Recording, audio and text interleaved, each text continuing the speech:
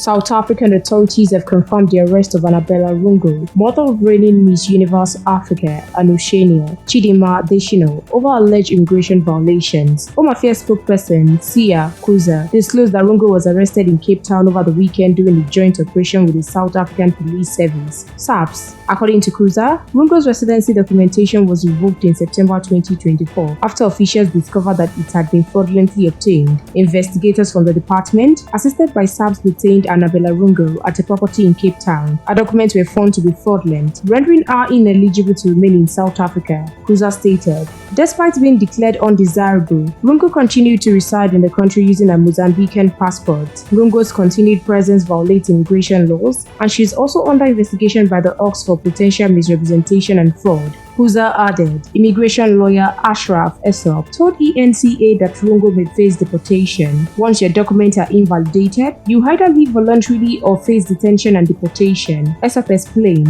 Rungo's legal troubles follow scrutiny after her daughter, Adetshina, was disqualified from the Miss South Africa pageant due to citizenship issues. Adetshina later won Miss Universe Nigeria 2024 and finished as first runner-up at Miss Universe 2024.